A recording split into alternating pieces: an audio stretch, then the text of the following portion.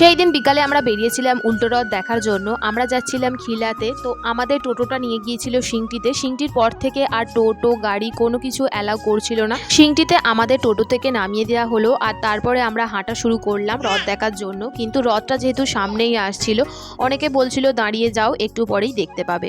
তো আমরা অনেকটাই হেঁটে যাচ্ছিলাম, আর হাঁটতে পারছিলাম না, তো একটা জায়গাতে আমরা বসে পড়লাম। তারপরে দেখলাম অনেক লোকজন আসছে সামনে থেকে। প্রায় আধ ঘন্টার মতো ধরে শুধু লোকেরই সমাগম চলছিল। প্রচুর লোক হয়েছিল, প্রচন্ড পরিমাণে ভিড় হয়েছিল। অনেকক্ষণ ধৈর্য ধরে বসেছিলাম রথ দেখবো বলে। তো অনেকক্ষণ ধৈর্য ধরে থাকার পর হঠাৎ করে সামনে থেকে দেখতে পেলাম যে জগতের নাথ জগন্নাথ রথে চড়ে আসছেন। তো দেখে তো মনটা ভরে গেল। তারপরে হঠাৎ করে একটা বড়সড় দুর্ঘটনা ঘটে গেল। একজন লোক রথের তলায় চলে গিয়েছিলেন, আর তার পাটা পুরো রথের চাকায় থেঁতলে গিয়েছিল, পুরো রক্তারক্তি অবস্থা হয়ে গিয়েছিল। তো যাই হোক, তারপরে ওভারঅল সবকিছু মোটামুটি ঠিকই ছিল। তারপর আমরা রথ দেখে বাড়ির পথে রওনা দিলাম।